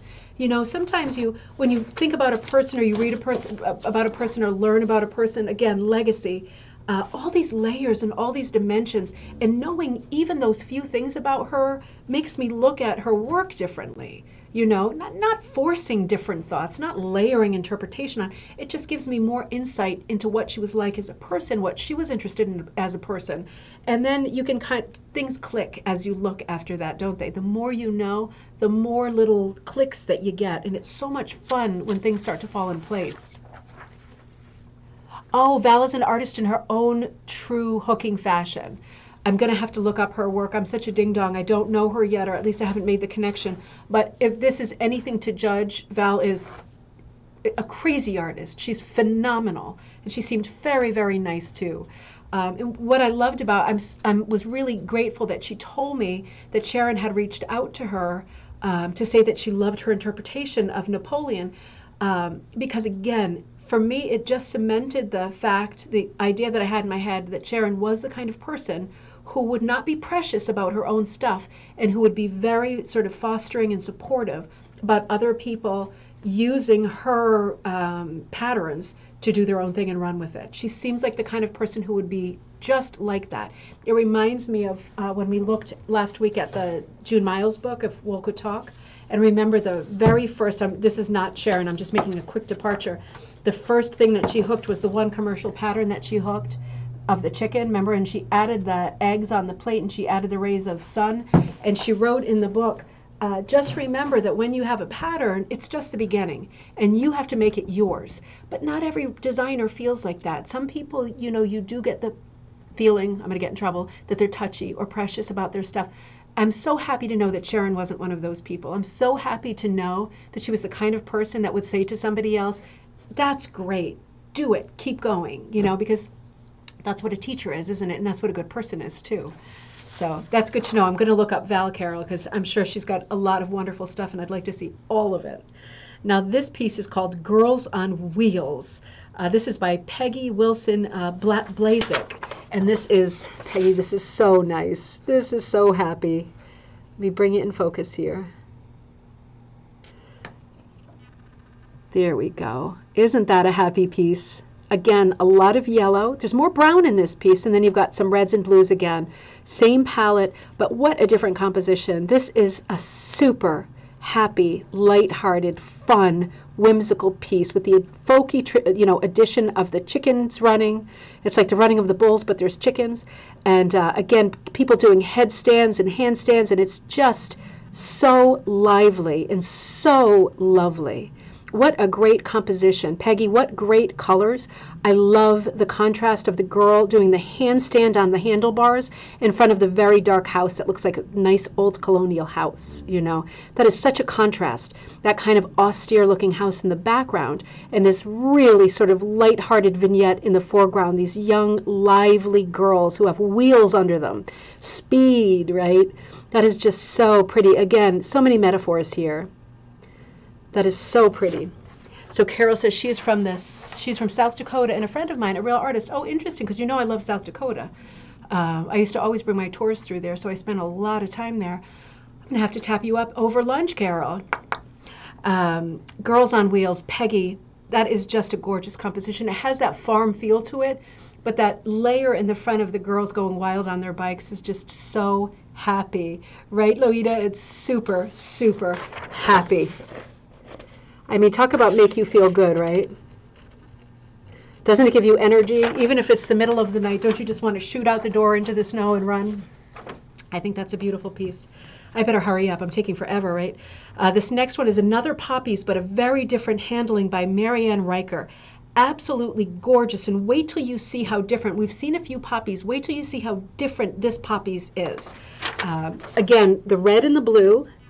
So we're looking at the same sort of palette, but remember the other Poppies we've seen have had a black background. Now look at the kind of lift it gives when you use all one color for your Poppies and the blue background. It is a completely different piece, isn't it?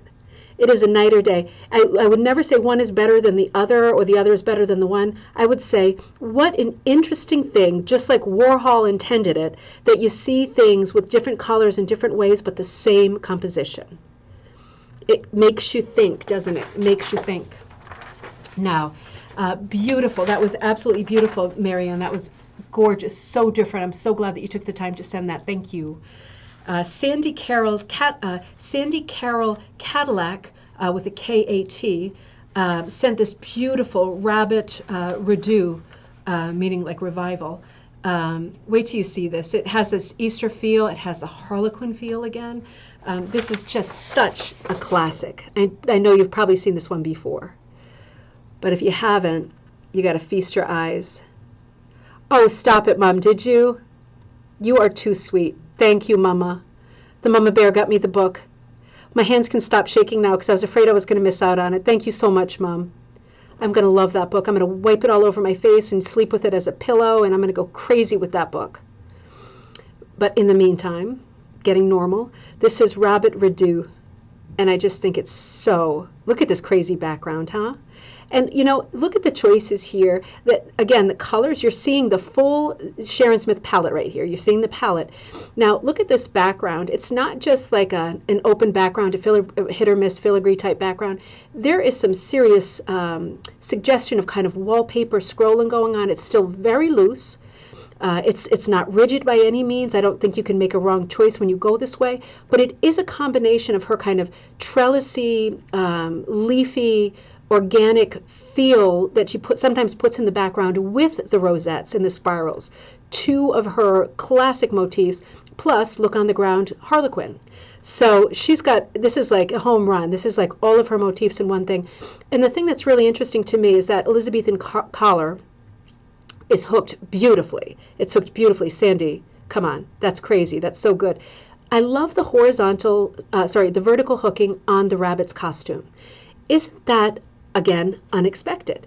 You have got a lot going on the floor with that horizontal stretch of patterning, and it really helps the composition to have that vertical, your eye moving down. You're looking at the balls in the air because they're so kinetic, and then your eye is traveling right down to the floor.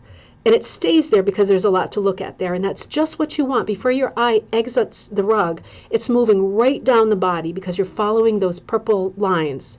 That is brilliant. Sandy, this is a gorgeous piece. I don't know if I've seen this one hooked before. I've seen yours, and I feel like I may have, but when I'm looking at this one, it doesn't remind me of anything, so it makes me feel like it's all new again if I ever had seen it. But I absolutely love it. It's a beautiful piece. Now, thank you so much, Sandy. It's a beautiful piece. Heidi Burbank, she also wrote and said how much she loved Sharon's patterns. She just loved her work. She loved her. Heidi sent in this really great whimsical animal composition that's called Sweet Dreams. Again, humor. How sweet is that? All these animals in their pajamas. No, Carol, I hadn't seen this one before either. For me, this was like the geraniums Folger coffee thing. I was like, wow. Again, this sleepy dreamtime crossover between dreams and reality puts you in the mind of a child. Of course, having animals dressed up is always going to be a home run, but they're so beautifully dressed up, and it still has that very primitive feel. These magical touches like the cloud, the feathery cloud across the moon. Look at the way the ground is handled. It's a very busy composition with all of these characters in it, but look at how well that grounding works. The horizon line is very, very, very high. It's basically at their necks, right? At their shoulders and necks. And having that much solid in the background really grounds the piece so that the thing that's the most important, which is the animals in their pajamas, is the thing that you see, and nothing is distracting from that. It's beautifully framed, the way the little feathery clouds frame the composition, but they don't distract from it, and they don't cross over into the central motif, and neither does that ground. It's just beautifully done, and part of that, Heidi, is the phenomenal hooking. It looks like you hooked with tweed or herringbone. It looks like you hooked with something patterned, and you did a fabulous job. That is super, super well done, expertly done. Let's look at this one too. Speaking of these gorgeous women who are just, you can hear a song when you look at it. Nancy Boyce, she did this one in Fredericksburg where she took a class with Sharon. This one is called Ballerinas. This is so pretty. This is so pretty.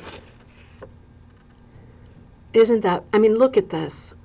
All these great color choices, because that's a very busy sky, but don't all of these characters really stand out like boom, punch, right against that blue sky? Because the colors are right too. The yellows and the reds against the blue. It's working really well.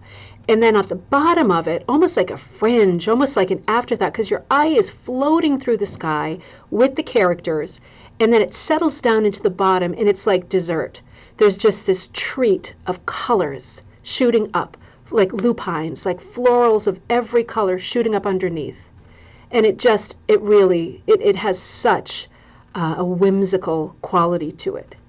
I don't know of any other designer who's ever successfully done stuff like this. I mean, you see angels floating in the sky, you see folky stuff like that, but I have honestly never seen another artist who can do this so well.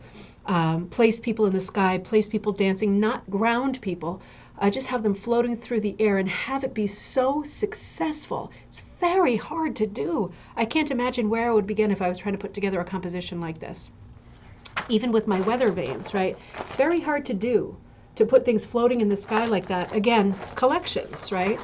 Another collection. If you think about how many of hers we've seen tonight that are a collection of something, multiples work great, and she was so good at multiples. Now this one is so nice. This is by Claudia Hester Lampley. And I'm going to tell you that she wrote, with Sharon's permission, she changed the boy and the dog to look like her grandson and his dog. But otherwise she was using the pattern. So take a look at this. This is because I know you know this pattern, but look at it the way that it's done for Claudia with her grandson. Isn't that so, so sweet? I love this one. And again, she's grounded the back in the same way. She's grounded the bottom half. She's given it a kind of nighttime, dreamy, you know, the upper part that has those kind of Matisse swirls in the background. Beautifully done, Claudia. Beautifully done sweater on the boy and hair on the boy. The dog as well. Beautiful.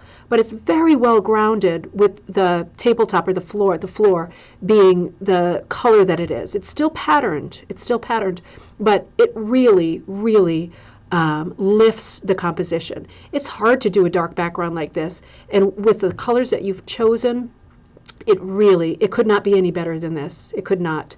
I love the way that those Matisse type shapes in the background are so irregular, and I love the way they kind of mimic the spots on the dog.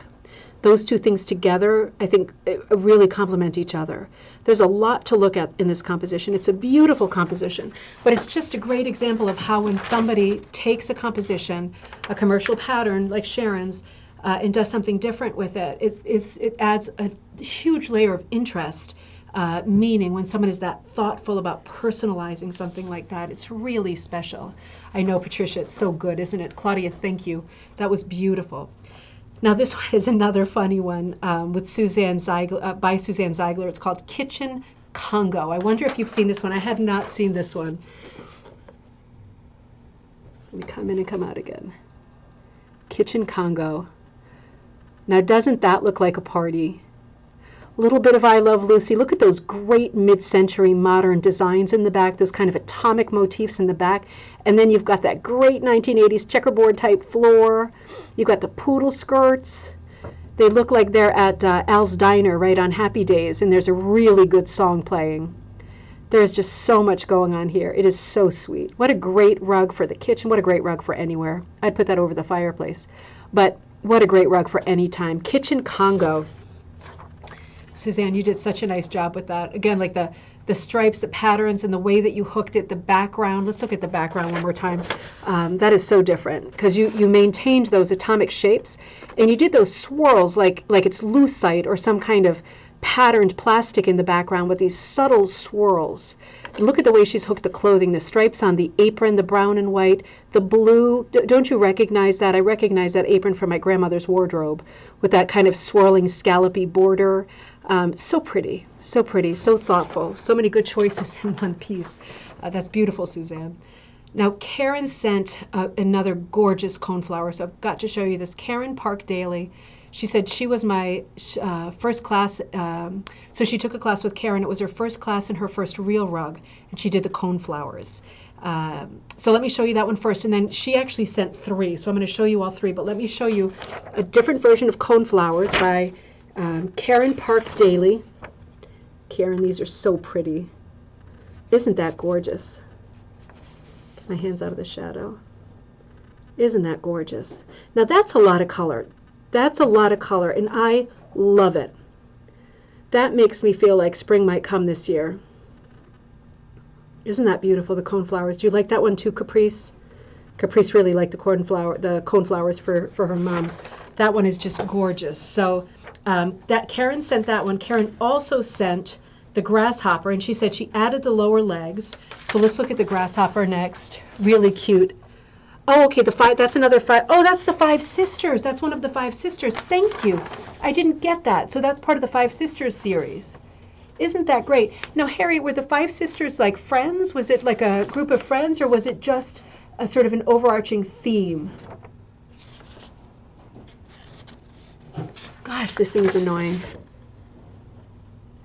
Remember before I had it on the autofocus for past episodes, and it would like focus on my face and unfocus 100 times in a split second and make you dizzy? I don't know what's worse. Yeah, I'd love to learn more about the five sisters. That is really cool. But let's, in the meantime, look at the grasshopper.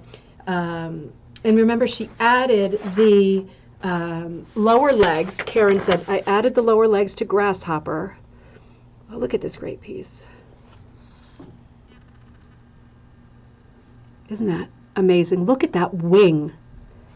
Do you see that? I mean, this is super klimt, isn't it? Oh, no, Sharon has 5 sisters and 1 brother. Oh, my gosh. Okay. Now it makes sense. Okay, so now we know the 5 sisters. So this is like this is a play on her family. That makes a lot of sense. That's a lot of family members, huh? That's great. Thank you so much. Now it clicked. See, those clicks are really satisfying. Now I love this. Look at the crazy sort of antennae on this grasshopper. Isn't that amazing? Now check out this background. I love the black background. Doesn't this look sort of Jacobean or like the Pearl McGowan crewel work in the background? The composition of the flowers. I mean, it is just, it is like the best of. It's the best of Klimt. It's the best of sort of Jacobean crewel work. It's got so much going on. I absolutely love it. And that wing is just crazy. So good. And then the last one that Karen sent, she wrote, is of her dog. And the pillow drawing was her drawing of the dog. So she, Sharon drew the dog. It wasn't one of her patterns, but she drew this of Karen's dog. Sharon drew it of Karen's dog. And, of course, Karen hooked it. Let me make sure this is in focus. How cute is that? I mean, come on. Look at the expression on the face and get ready. Oh, are you kidding me? Are you kidding me? Do you have a permit to have an animal this cute? Because I feel like you must be breaking the law. This is just, it's just too cute. It's too cute. It must be criminal. That is so nice. That is so nice. So Karen, thank you for sending those 3. Those are so phenomenal. Now let's look at this one that Melinda Chu sent in. I have seen this one, but I feel like I don't even know if I've seen it hooked, because when I saw this, it felt like it was something new to me. Paper dolls. And I mean, this must speak to a lot of females who played with dolls and looked at dolls and were obsessed with dolls. Even the kind of paper dolls that came out of books. Bear with me. There we go. Isn't that gorgeous? See all the little tabs on the dresses to wrap them around the little character? Isn't that gorgeous? Is that super nostalgic for you like it is for me? I just think that is so, so happy. So happy. Multiples, right? It's a nice little collection. And it's like, when you see something like that, it's like the possibilities. Like so much of her work, you see it and you just feel like the possibilities. Makes you want to sit down and wrap some different costumes around the little dolls and just spend some time that way. Possibilities, right? Again, legacy. When you leave a legacy of work that is this quality of work, it's a gift that, without being like terribly cliche, it's a unique gift that nobody else can replicate. We all get different feelings and different thoughts from her work, and we always will. As long as people are able to look at Sharon's work, they will always feel something and think something and take something away that's locked in their head. And that is such a legacy. So Janet Bocciardi, Janet, what is wrong with me, really? Sent another beautiful poppies. I have got to show this to you. I wish I would have put all these poppies on one page so we could have looked at them Warhol style next to each other and gone, oh, look at that, the differences, the changes, the choices. Janet, this is absolutely beautiful. It says March 2014. This is Janet's poppies.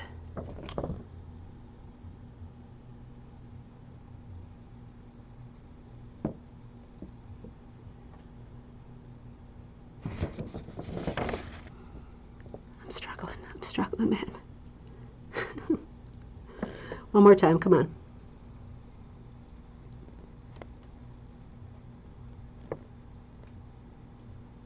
Is it me? Is it my glasses? I mean, I got my number 4s on again, but why is this giving me such a hard time?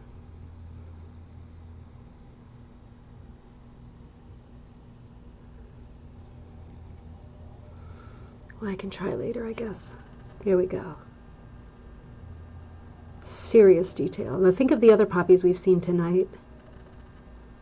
Look at all this detail. Look at all this color. Look at the background. Now Janet did the thing with the background with that one little line around it.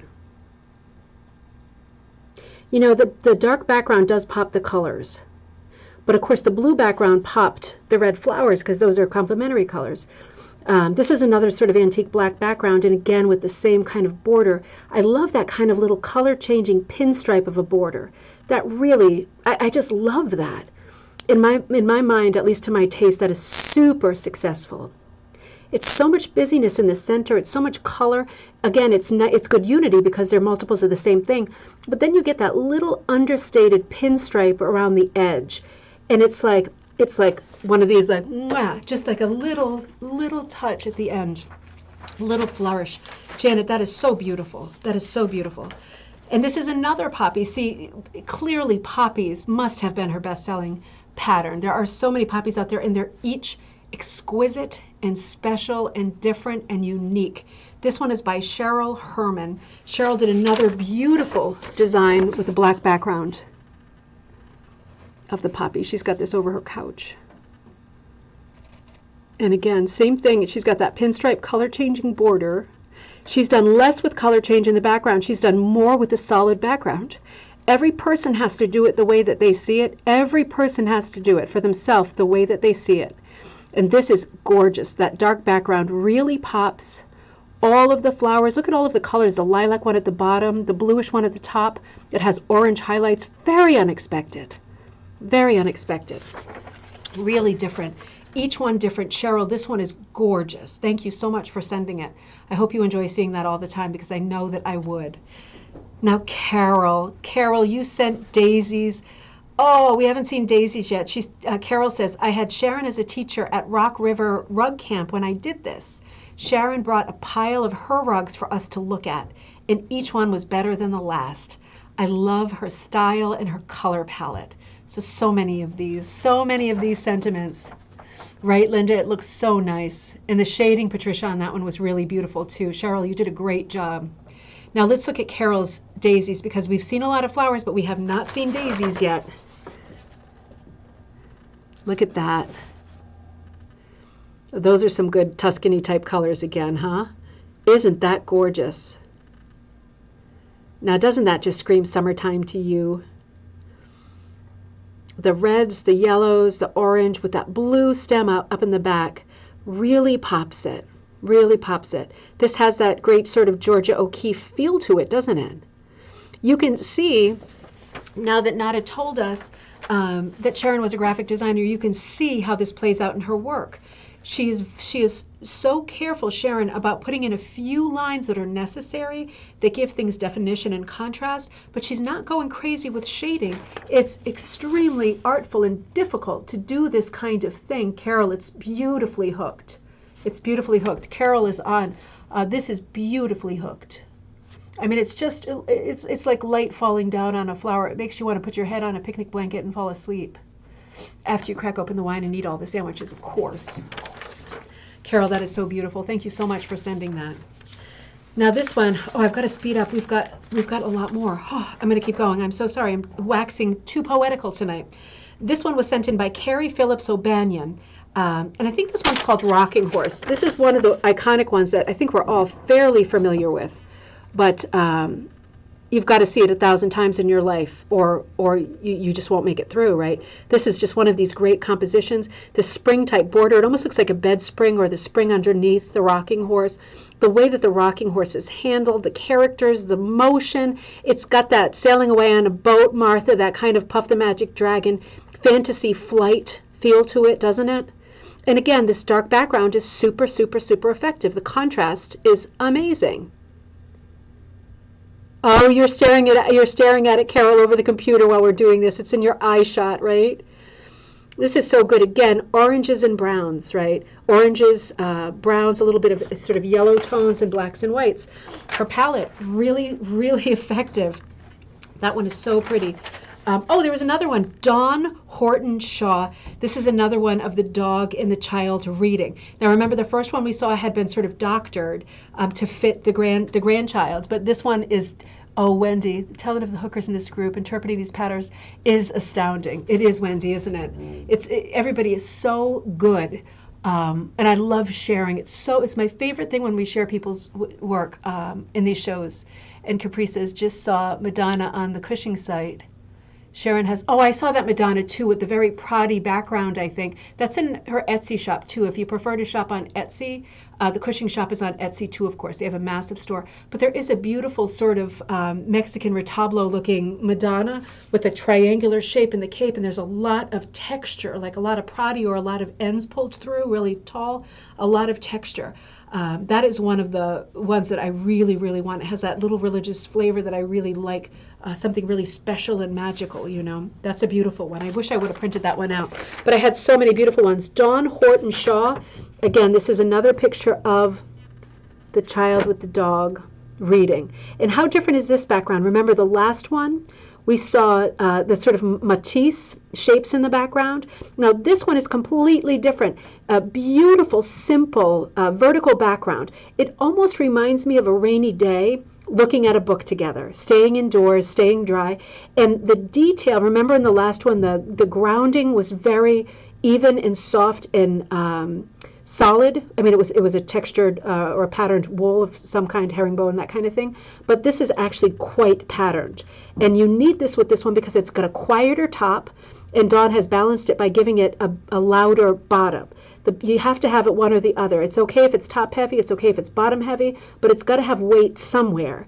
And I do love the rainy day feel of this one. I love the dog too, the very sort of impish, sort of bored looking little button nose, and the child really engrossed. Just with a few lines, you got a lot of facial expression on that little boy. That is so pretty, Dawn. I absolutely love that. How different they can be from one to the next, right? I like the rainy day touch too. That was really good. Yeah, that Madonna really is. That's going to have to be one of my next ones. Kim Adams. I love everything that you do, Kim. You have such great taste when you pick out your patterns. Kim says she's always loved Sharon's patterns, as all of us have. She's loved them. This is a beautiful Nada. I don't remember the name of this one. I'm guessing it has the word scarecrow in it, but this is such a sweet one. There are so many that are sort of seasonal or could go both ways. It could be not seasonal, or it could be just like a playtime one. Let me try one more time. There we go. Look at how great that is. Look at those great colors. And the bird on the brim of the hat. Oh, you know, Patricia, I've been thinking about that, seeing if I can do a road trip up there. I don't need an excuse to go to Maine. I can, just lobster is a good enough excuse in Cushing. And I know there's a lot of antique stores up that way too. What do you think, Mom? Should we take a road trip soon? Isn't this great? I absolutely love that. Look at the body too. Look at all the work in the body. It's so different, isn't it? Kim, I love everything you do, Kim, but this one is just gorgeous. Now, Sherry Peterson sent me 4, so I want to show you 4. Some are works in progress. Sherry said, I had the honor of being in one of Sharon's classes in Nixa, Montana, and so enjoyed it. Some rugs are not quite finished yet. Well, that's okay, because you took on a lot. These are some of the ones that Sharon's working on now. I think this is one of the poppy rugs. This isn't the one that we've seen yet, I don't think, but she's still working on this one. As you can see, that's going to be a masterpiece. And then this is the poppies one that we know. But again, different colors. That nice sort of buttercup yellow color, these sort of tea rose pinks, very limited palette. You've got the green leaves in there and that sort of pinstriped, very fine border around the edge. You maintained that look with a dark background. So again, very different than what we've seen. So those two, and then Sherry also sent, you got to see these. I didn't get a title for this one either, The Girl on the Swing. Isn't that gorgeous? It's like a blazing sort of, what would that be, like a birch tree? Not a birch tree, with the yellow and the orange. And the little swing with the little girl on it. And then look at this one. This is, remember I showed you the Eiffel Tower at the beginning? But she's working on this one too. She's got lots of irons in the fire. I think I will go to Cushing. I'll ask Lizanne if she'll have me up there. But isn't this gorgeous? Now remember the one that we saw of the Eiffel Tower had like red, red, red? This is super peach. This is very peach and very blue. Great complementary colors. It's going to be really different than the ones that we saw, Sherry. Those 4 are gorgeous. I really envy you having been able to take a class with her. You've got 2 that are finished that are gorgeous, and you've still got 2 that you're working on. So it's like you can still keep going. You can be in that space and keep enjoying working on them. And she also sent this beautiful photo from that class. And somebody from the page wrote, I was in that class too. And then they started a little conversation that way. And I thought, isn't that nice how you connect with people this way on the internet of all places? But this is the photo that Sherry sent, and that's Sharon in the middle. Oh, and this is the one of the, where's my hand? This is the one of the little girl on, that's bigger than I thought, on the tree. Isn't that gorgeous? So it was so nice to see somebody say, I was there too, to have that connection. Thank you so much, Sherry. Those are beautiful. Now, Sue Jacoby sent this, another beautiful rocking horse, so different. Remember how busy the rocking horse was on the one that we just saw? Look at how different this one is. Isn't this great? Look at this lush, velvety, evening, cobalty, midnight, inky background. And look at how fun and funny it is to have the rocking horse be a white horse with like Delft blue spots. Isn't that gorgeous? The blues and the browns tipping on orange, great complementary colors. Again, smack in the middle of the Sharon Smith palette. I love the suggested motion. I love the determination on the boy's face. I love the girl just barely hanging on. The imagination that's in this pattern is just amazing.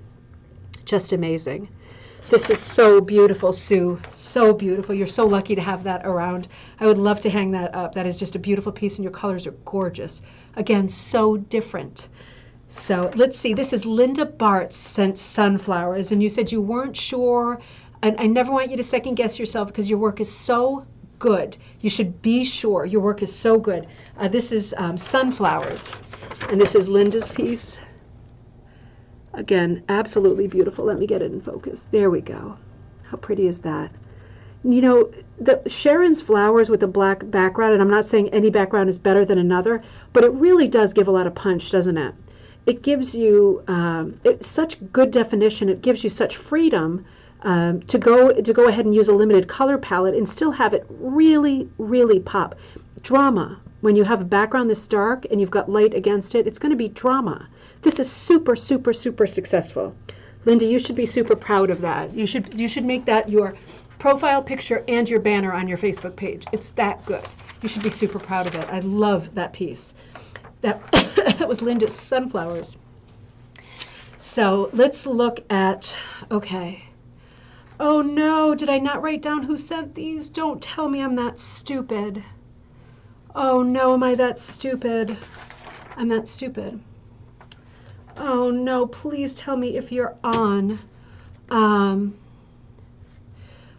and she wrote such a nice note too. Glad you're doing a tribute to Sharon. I was lucky enough to have a 3-day workshop with her, and she really has a unique approach. Here are some pictures of her patterns that I've hooked, and I actually have a rug that she did. She did a downsizing at one point because her condo was getting too crowded with rugs, and she sold some on Etsy. God, do I lament missing that. So the cat in the zebra rug is one she did, and the picture of Lady Liberty is one when it was mostly done. Okay, so then you finished it, I guess. I can't find the mat to get a pic of it finished. I cannot believe. At the end, I'm going to go on my phone and see if I can find who sent those, because I'm that much of a jerk, aren't I, that it must have edited it out with this 30-something page document. I am so sorry. I'm going to give that to you at the end if you stick with me. I want to say the name of the person who did work that good and bothered to send it to me. And as I love it so much, I feel awful that I cut that out somehow, being the stupid little pig that I am sometimes. I will find it at the end while I'm having one more sip. But let's look at these 3 pictures, and then I will give you the name. So good. Oh my gosh, it was in my Gmail. Okay, take a sip and hang with me for just a minute. We're almost there.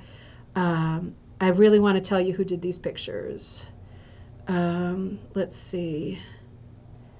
Oh my gosh. Okay, so I remember I wrote because I think the last name was Montgomery, and I don't think I got you in time to write back, and I didn't have your first name. That's what it was. So please let me know. I'm going to send you an email, and on Monday's coffee time, I'm going to tell you who the person was if she gives me her name and she wants her name to be said, because I had her email but not her first name. So anyway, to be continued, but these are 3 of the rugs that she did with Sharon. Now again, this great circusy feeling. I am so in love with this rug. I'm so in love with this rug. The cat balancing on the zebra, the rainbow zebra, and again, that great blue sky. Look at where the horizon line is. It's right where that leg is sticking out for this sort of ballet style pose. Super, super, super strong composition. Balancing all of those crazy hula hoops and sort of mimicking the shape of the hula hoops, the zebra dancing on the same shaped rug. That's smart. That's when your brain works really well and you are a creative genius, that you do a composition like this with these loose kind of folky figures and you have this kind of repeat motif like the oval. It's absolutely insane how good this is. I am so in love with this pattern. I don't know the name of this pattern. If somebody does, please put it. I went right up to the minute of showering and doing this episode, putting all these things together. And these are the other 2 that the same person sent, the bunnies in the boat. I feel like I should know that one too. Is it called River something? Help me out if you know. Look at the sky. Look at the sky here. It gets so dreamy, isn't it? It's like, is it a sky or is it like a dream of faraway mountains and hillsides? And the upset of the boat is a little bit scary and a little bit dangerous, but also exciting, right? Cat trick. Okay, thank you so much, Lisa. Cat trick. Thank you so much. Oh, Sharon did the one on the zebra. Oh, my God. Oh, my God, my favorite thing in the world. That seriously is my favorite thing in the world. That and the geraniums. Those are my 2 faves. So, okay, so the bunnies in the upset boat, I think too cute. And then have another look at this version. I think Sharon did this one too, right? Liberty, Lady, just Liberty, I think it is. Doesn't it remind you of when you used to take a photograph with an old-fashioned camera and those little circles would go over the camera and then everyone would say, oh, it's haunted. You took pictures of ghosts. And it looked like that. It had that kind of feel to it. It was super magical and supernaturally pretty, right? Such a beautiful composition. Thank you so much for sending those. So let's see. Mary Raymond Allenstein sent this one. This is another very Jacobean looking traditional composition that has that Pearl McGowan era of crewel work feel to it, but it's all Sharon's. It is all Sharon's. Let me bring it in again. You see what I mean? Doesn't that look like it could be like you're touring an English, country house, and they have this like Jacobean era bedspread, and it looks like this. Isn't that gorgeous? Isn't that gorgeous? Mary, that's gorgeous. Mary, that's gorgeous. I absolutely love it. Carol said she gave me a piece of advice: never sell something you really love. She said she sold something during that sale that she really missed. Oh, that makes my heart hurt. I know that feeling, not just from selling my Smurfs like at a yard sale in 1982, but selling things that I actually did like too. I know that feeling, and you just don't get over it. You try to sort of replicate something that you sold or was a commission, and you just can't, because your heart is too much missing it. That's so sad and so awful. I'm sorry to hear that. We all do these things, we all do these practical things, and sometimes they're so practical that they hurt. Okay. So Mary wrote about this beautiful vase one that we just looked at. She wrote, I hooked this Sharon Smith rug several years ago. Her patterns had such great spirit. It's true, isn't it? That's the word that I've missed, spirit. They have this magical quality. It's spirit. That's what it is. Now, Rita, you always add something interesting, because Rita knows everybody and she's met everybody. And she wrote this nice sort of, a couple of lines on the thread. She wrote, I had the chance to meet sweet Sharon Alice Smith at Sauter Rug Hooking Week 2018 and 2019. She was to teach at West Shore Ruggers Manistee Rug School, but unfortunately Sharon couldn't make it. Rest in peace, sweet Sharon. You left your patterns and your beautiful work as a legacy to us all. Plus, I loved following Sharon's antiquing and vintage finding, Kindred Spirits. So that is a really nice tribute too. I really wanted to read that. She tried to recreate what she sold, but she could not, since each work was so unique. Oh, that breaks my heart.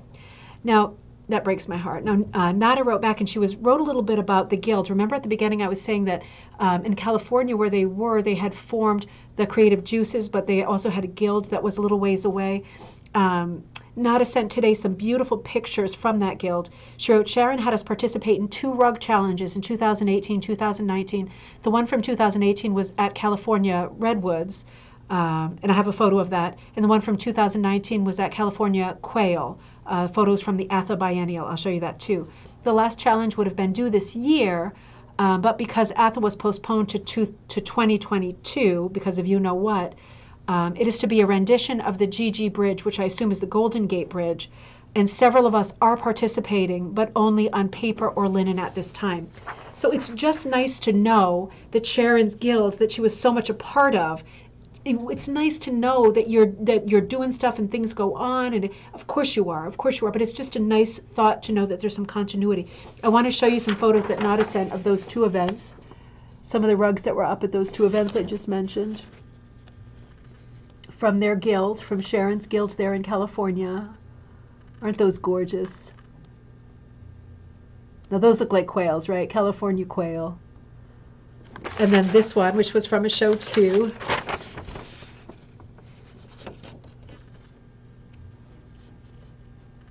Boy, that's definitely redwoods, isn't it? I've seen those when I used to give tours of California on the buses. We saw the redwoods, and they were literally awesome. Absolutely beautiful. Isn't it nice? You feel for a minute like you were at the show and you got to see these rugs. Now, Nada also sent a couple. I only got 2 that would open. She sent a couple that are from another member of the guild, so one of Sharon's friends, Leslie Clark. She sent these 2 by Leslie. So I'm right at the end now, so I'm showing some of Sharon's close friends' work, So let's look at these 2 that were Leslie Clark's.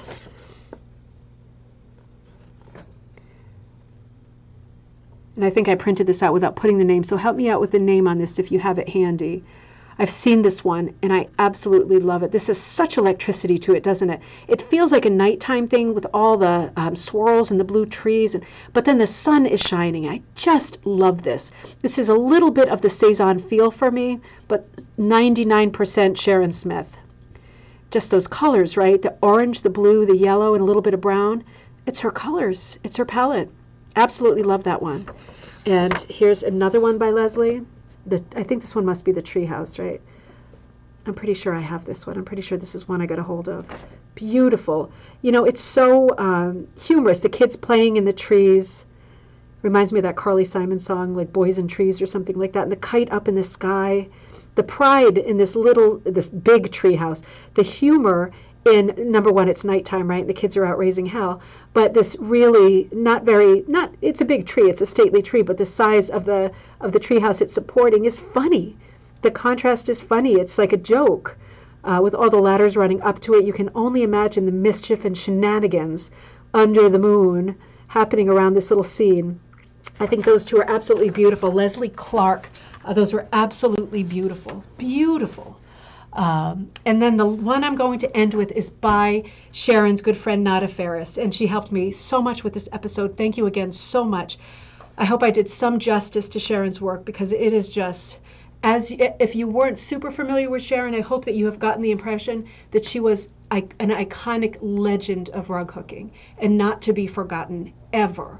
So, you know, get onto Cushing or do a Google search of Sharon Smith hooked rugs. You're just not going to believe your eyes. But I want to end on poppies that Nada hooked. Nada as a good friend. And again, my condolences.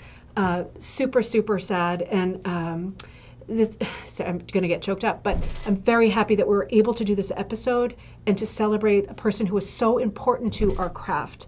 To fiber artists, of course, but to rug hookers. I mean, come on, we don't have a lot of icons, and Sharon Smith was one of them, so we have all had a loss. But let me end on Nada's rug. And I am definitely going to get this in focus, don't worry. There we go. Isn't that gorgeous? Poppies. See, you know by now this is poppies. Now look at Nada kept that little sort of pinstripe border, but she brought it in to frame the flower composition more tightly, and then you put some little sort of flourishes around the edge. Completely, completely different. I just think this is so stunning. So stunning. Thanks, Kirsten. So that concludes our episode.